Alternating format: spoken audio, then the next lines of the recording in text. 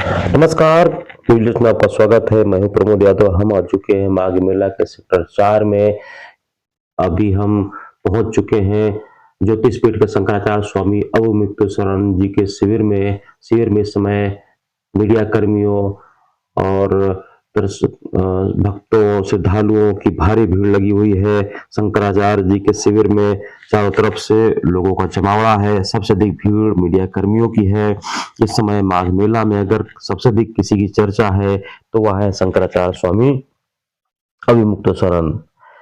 ये चर्चा में मौनी अमावस्या के दिन से आए। मौनी अमावस्या के दिन मेला प्रशासन ने शंकराचार्य को स्नान करने से रोक दिया। उसके बाद से शंकराचार्य लगातार मेला प्रशासन और सरकार के निशाने पर हैं। शंकराचार्य भी उसमें लगातार उनके खिलाफ बोल रहे हैं, मेला प्रशासन के खिलाफ और सरकार के खिलाफ लगातार बयानबाजी कर रहे हैं। इसलिए मेला प्रशासन ने पहले 19 तारीख को नोटिस दी और फिर एक दूसरी नोटिस बैक डेट में इनको दी। नोटिस पर नोटिस देने के बावजूद शंकराचार्य भी अडिग हैं अपनी बातों पर। वो लगातार अपनी बात रख रहे हैं। दुनिया भर के कैमरे, मीडिया कैमरे यहाँ पर डटे हुए हैं। आप देख रहे हैं कि लगातार शंकराचार्य जी मीडिया कर्मियों का सामना कर रहे हैं और देश विदेश का electronic media, print media, social media, YouTube media सब उनसे लगातार सवाल पूछ रहे हैं। उनसे पूछ रहे हैं कि उनके नाम के आगे शंकराचार्य क्यों लगाया गया, उनको प्रशासन ने स्नान करने से क्यों रोका, उनको नोटिस क्यों मिली। तमाम सारे मुद्दों पर उनसे सवाल पूछे जा रहे हैं, लेकिन मेला प्रशासन से कोई सवाल नहीं पूछ रहा है। तमाम सारे मुद्दों पर शंकराचार्य खुलकर जवाब दे रहे हैं। वो बता रहे हैं कि क्या हुआ था उस दिन और वो शंकराचार्य है या नहीं। फिलहाल आइए सुनते हैं उन्होंने तमाम सारे चैनलों को जो इंटरव्यू दिए हैं और अभी जो लगातार अपनी बात रख रहे हैं वो क्या बता रहे हैं। आइए सारे सवालों का जवाब वो लगातार देंगे आपको। फिलहाल वीडियो लंबा है लेकिन सुनते रहिए। दूसरा नोटिस भेजा गया। जब पहले नोटिस से काम नहीं बना, पहले नोटिस का माकूल जवाब दे दिया गया, समय सीमा के भीतर दे दिया गया, तो अब दूसरा नोटिस आ गया कि आपका जो भूखंड है जो यहाँ आवंटित किया गया है वो क्यों ना छीन लिया जाए और सुविधाएं जो दी गई हैं वो क्यों ना छीन ली जाएं। हमने कहा कि छीन लीजिए, हम कहाँ मना करते हैं। आपने दिया है, जो दाता है वो उसकी इच्छा है, वो देता है तो हम लोग लेते हैं, वापस ले ले। वापस लेने का अपने यहाँ धर्मशास्त्र में नियम नहीं है, दोष पाप लगता है, लेकिन अगर आप लेना चाहते हैं ले लीजिए। लेकिन आपको ये बताना होगा कि आप दो निर्णय ले रहे हैं। एक कि इनको भूखंड दिया जाए, इनको सुविधा दी जाए, दूसरा कि उसको दोनों को वापस लिया जाए। तो आपके जो दो निर्णय हैं इनमें से दोनों विरुद्ध हैं, इसलिए एक गलत है एक सही है। तो आपको बताना होगा कि आपका भूखंड आवंटित करना, सुविधा आवंटित करना भूल थी कि इसको वापस लेना भूल थी। कोई एक तो भूल थी, कोई एक तो गलती है। तो क्या माघ मेला का प्रशासन गलती करता है? गलती करने के लिए उसको यहाँ पर बैठाया गया है, ये तो जवाब उनको देना पड़ेगा। कुछ लोग हैं जो सनातन को क्षति पहुंचा रहे हैं, तो बिल्कुल सही है, सनातन को क्षति पहुंचाई गई। मौनी अमावस्या को जब माघ मेला प्राधिकरण के अधिकारियों ने ब्रह्मचारियों को मारा, सन्यासियों को मारा पीटा, जो वेद अध्ययन करने के लिए, भारतीय संस्कृति और भारतीय धर्म, सनातन धर्म को पढ़ने के लिए अपना घर छोड़ करके गुरुकुल में आए बच्चे हैं, उनको मारा पीटा। इससे पता चलता है कि वो ऐसा कोई है जो चाहता नहीं है कि लोग सनातन धर्म का अध्ययन करें और आगे चल करके गुरु बने और उसको बढ़ाएं। इसका मतलब कि वो चाहते हैं कि सनातन धर्म की हानि हो। तो बिल्कुल सही कह रहे हैं आदित्यनाथ जी, बिल्कुल सही कह रहे हैं। हम तो नाम दे रहे हैं, हम ये छुप छुप करके नहीं खेलते हैं। जो बात है साफ है, आदित्यनाथ जी कह रहे हैं कि कोई है, हम बता रहे हैं कि कौन है, किसने सनातन धर्म को हानि पहुंचाई है। जब आप बच्चे से कहते हो, जब एक दंडी स्वामी से आप कहते हो कि क्या डंडा लेकर के घूम रहे हो, देखो इसको, चलो पढ़ो लिखो, तो इसका मतलब होता है कि तुम सनातन धर्म से उसको विरत करना चाहते हो। तो ये सनातन धर्म को क्षति पहुंचाना ही तो हुआ। इसी तरह से जब उसको डराते हो, धमकाते हो, हंसते हो, उपहास उड़ाते हो, आदि आदि करते हो, जब उसके सामने उसके गुरु का, परम गुरु का अपमान करते हो, तो वो बहल जाता है कि अरे इस क्षेत्र में जाएंगे तो यहाँ तो ठीक नहीं है, मैं इस क्षेत्र से अपने को फिट करता हूँ। इसका मतलब है कि सनातन धर्म का अध्ययन करने आने वाले लोग, सनातन धर्म को जी करके उसका अनुभव प्राप्त करने वाले लोग अब दहल रहे हैं। उनको दहलाया जा रहा है, तो वो लोग क्षति ही तो पहुंचा रहे हैं और क्या पहुंचा रहे हैं। आपको योगी जी से कोई पर्सनल दिक्कत है? हमें कोई पर्सनल दिक्कत नहीं है। योगी जी हमारे प्रदेश के मुख्यमंत्री हैं, उत्तर प्रदेश के, और वो अच्छा काम करें, हमें क्या उनसे लेना देना है। तो आप उनको बाबर और औरंगजेब कह रहे हैं? बाबर औरंगजेब हमने किसी प्रसंग में कहा है, व्यक्तिगत खुन्नस से नहीं कहा है। वो प्रसंग ये है कि काशी में हमने अपनी आंखों से देखा, शास्त्र के अंदर, पुराणों के अंदर जिन मंदिरों का उल्लेख है, उन मंदिरों में जिनमें हम निरंतर दर्शन करते थे, पूजन करते थे, हजारों लोगों का दर्शन पूजन करता हुआ देखते थे, एक दिन उनको तोड़ा जाने लगा, ब्रूटली तोड़ा जाने लगा। उसके अंदर की मूर्तियां जो करोड़ों लोगों की आस्था का केंद्र थी, उनको तोड़ तोड़ करके फेंका जाने लगा और मलबा बना दिया जाने लगा।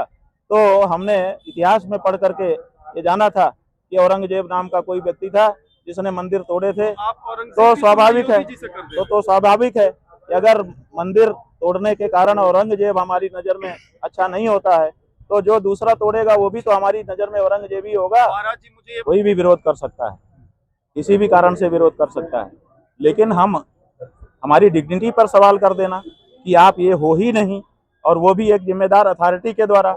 कोई व्यक्ति कहीं पर भी किसी कारण से कुछ कहता रहता है, बहुत कुछ लोग बहुत कुछ कहते रहते हैं, लेकिन एक अथॉरिटी, माघ मेला प्राधिकरण कॉन्स्टिट्यूटेड अथॉरिटी है, उसकी तरफ से जब प्रश्न उठाया जाता है, और वो भी किसी की डिग्निटी पर प्रश्न उठाया जाता है, ये कोई छोटा मामला नहीं होता है। प्रश्न तो सुप्रीम कोर्ट में भी उठा। प्रश्न कोई सुप्रीम कोर्ट, बताइए आप इसी समय बताइए कौन सा प्रश्न उठाया सुप्रीम कोर्ट में? सुप्रीम कोर्ट ने कहाँ प्रश्न उठाया है? हमारे शंकराचार्य होने पर कहाँ सुप्रीम कोर्ट ने प्रश्न उठाया, वही बताइए, इसी समय बताइए, इसी समय बताइए। आप लोग जो है बिना मतलब जो है सुप्रीम कोर्ट के कंधे पर बंदूक चला रहे हैं। भाई आप लोग जनता कुछ मत बोलो, हम है ना, हम है। नहीं, जनता, आप लोग मत बोलिए, आप लोग मत बोलिए, आप लोग कोई भी जनता मत बोलो, हम काफी हैं। हमारा ये कहना है बंधु, हमारा ये कहना है कि सुप्रीम कोर्ट ने हमारे शंकराचार्य होने पर कोई प्रश्न नहीं उठाया है।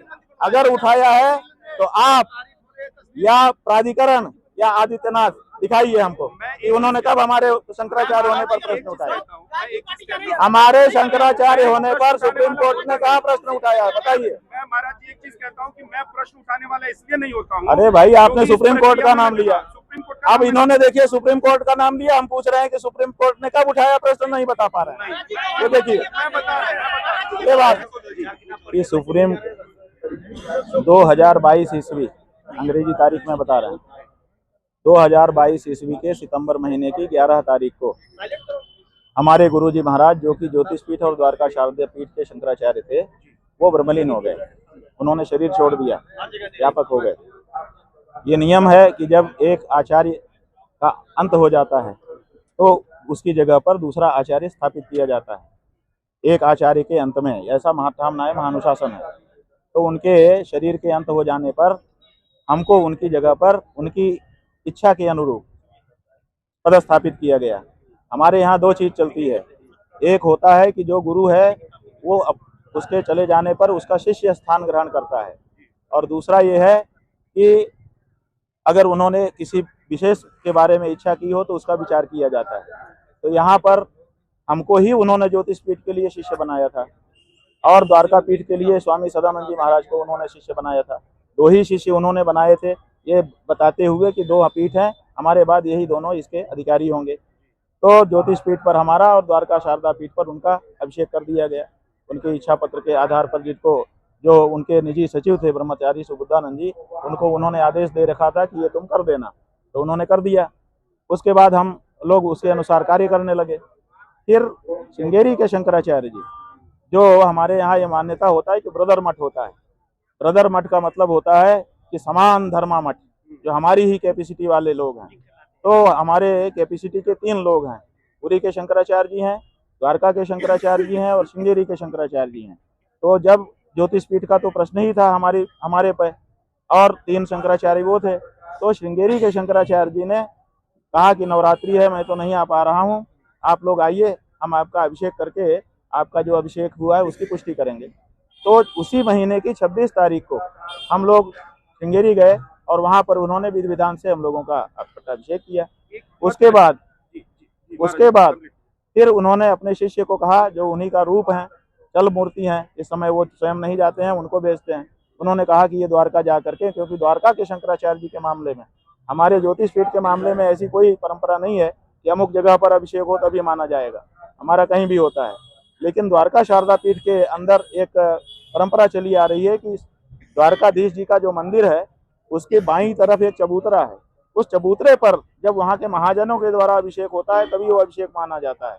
तो वहाँ पर ये चूंकि एक परंपरा थी, तो उसको निभाने के लिए द्वारका जाकर के अभिषेक करने की जरूरत थी। तो उन्होंने विधुशेखर भारती जी महाराज को वहाँ भेजा, वहाँ पर उनका अभिषेक हुआ। फिर वहाँ पर भी हमारा फिर से पुनः अभिषेक हुआ, पुष्टि हुई द्वारका के शंकराचार्य जी के द्वारा। तो अब जो पुरी के शंकराचार्य जी हैं, पुरी के शंकराचार्य जी के कुछ शिष्य, ऐसा बताया जा रहा था कि फेसबुक पर विरोध कर रहे हैं किसी कारण से। तो हम लोगों ने पुरी पीठ के शंकराचार्य जी से संपर्क नहीं किया कि भाई उनके शिष्य कर रहे हैं, इसका मतलब गुरुजी ही उनको कहे होंगे तभी तो कर रहे हैं।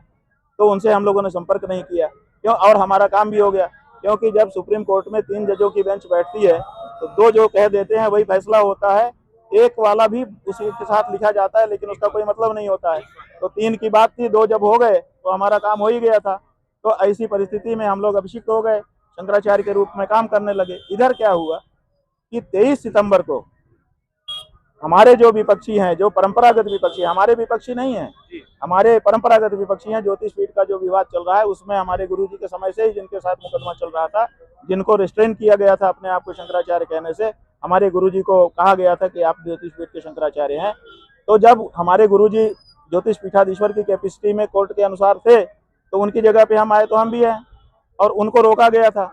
तो उन्होंने 23 तारीख को एक अर्जी करी कि ये अभी मुक्तेश्वरानंद नाम के एक शिष्य वो आ रहे हैं अपने आप को शंकराचार्य कहने के लिए, इनको रोक दिया जाए कि वो अपना अभिषेक ना कराएं, इनको रोक दिया जाए कि ये ज्योतिष पीठाधीश्वर के रूप में कार्य ना करें। ये उन्होंने निषेधाज्ञा के लिए एक आवेदन किया।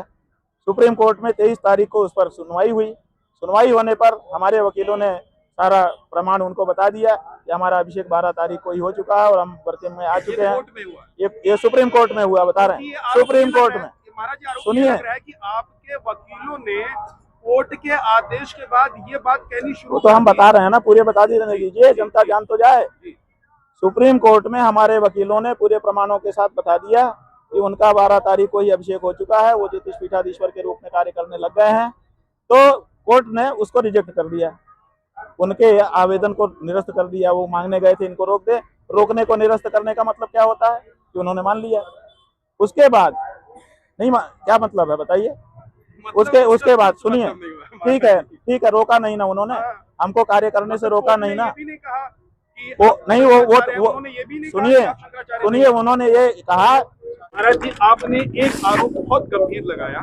आपने कहा कि योगी आदित्यनाथ की जो पुलिस वहां पर मौजूद थी वो जानबूझकर भगदड़ कराना चाहती थी, आपको मारने की साजिश रची गई थी।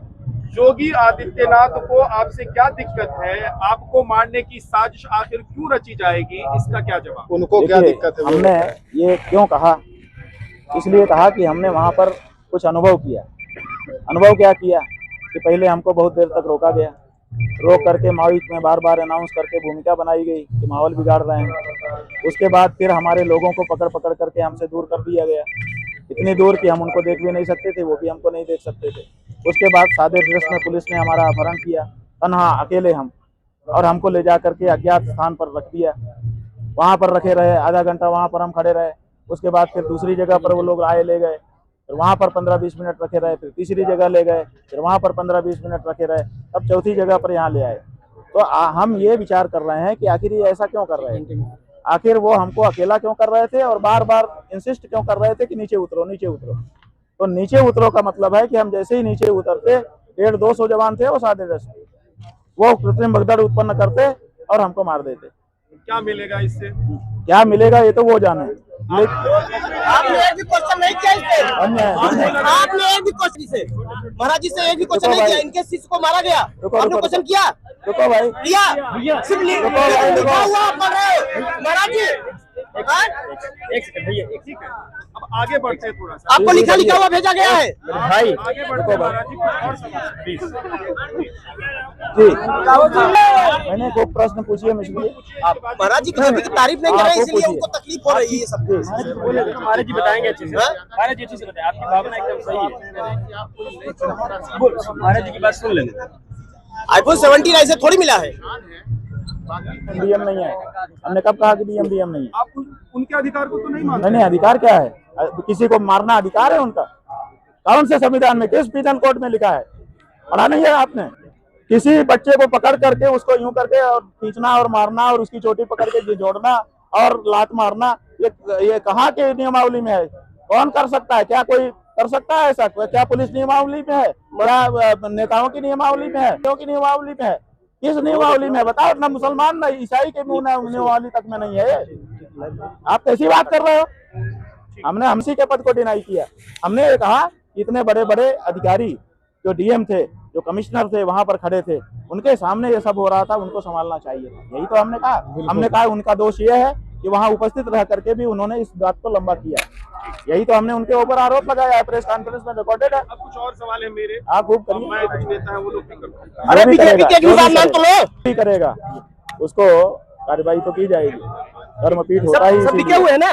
आज कल पूछिए। सनातनियों के लिए काम करने वाला संगठन ऐसा है कि आरएसएस प्रमुख ने कई बार माने अनेक बार, अनेक प्लेटफॉर्म से ये कह दिया है, उनके यहाँ छपा हुआ भी है कि हम हिंदू संगठन नहीं है। हमारे बारे में लोग गलत आइडिया लगाते हैं, हम तो सामाजिक संगठन है। पता नहीं क्यों आप लोग उनको हिंदू संगठन मानते हो, जब वो खुद चिल्ला के कह रहे हैं कि हम हिंदू संगठन नहीं है और उनका कोई काम भी हिंदू संगठन जैसा दिखाई नहीं देता है, तो फिर आप उनको क्यों हिंदू संगठन मानते हैं? हमको नहीं समझ में आता। हिंदुस्तान में सामाजिक संगठन की बात करते हैं और लोग ये मान के चलते हैं कि भगवा इक्वल्स टू आरएसएस। भाई मान के चलना और उसको कहना, उसको स्वीकार करना, दोनों में अंतर होता है ना। अरे भाई हमारे मानने का प्रश्न बाद में आता है, पहले वो तो खुद को माने कि हम हिंदू संगठन है। उन्होंने आज तक नहीं माना। उनके बहुत बड़े पदाधिकारी हैं मनमोहन वैद्य, उन्होंने एक बड़ी प्रेस कॉन्फ्रेंस में ये कहा कि हमारे 30,000 स्वयंसेवक गाय का मांस खाते हैं, हम किसी को गाय का मांस खाने से नहीं रोकते हैं।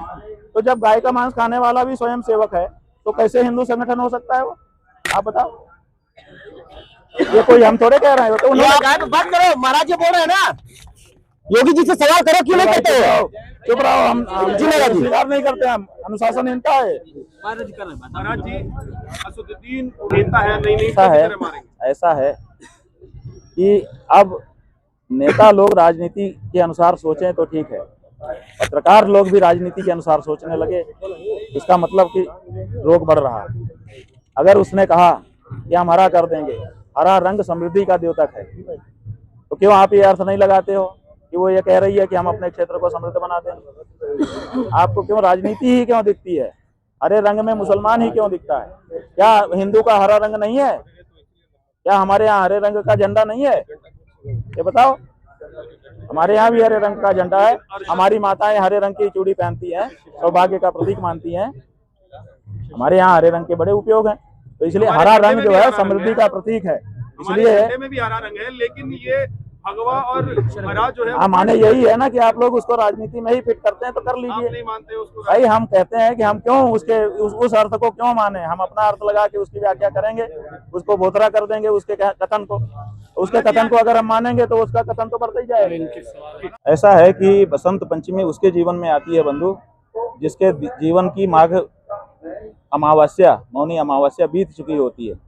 हमारे जीवन की अभी मौनी अमावस्या बीती कहाँ है? मौनी अमावस्या के दिन सवेरे हम संगम स्नान के लिए निकले थे, अभी तो हम रास्ते में ही हैं, अपने शिविर में लौट के गए ही नहीं। तो हमारे जीवन की तो अभी मौनी अमावस्या ही चल रही है। हमारे जीवन में अभी बसंत पंचमी नहीं आ सकती है। इसलिए बसंत पंचमी के स्नान का कोई क्या प्रश्न उठता है?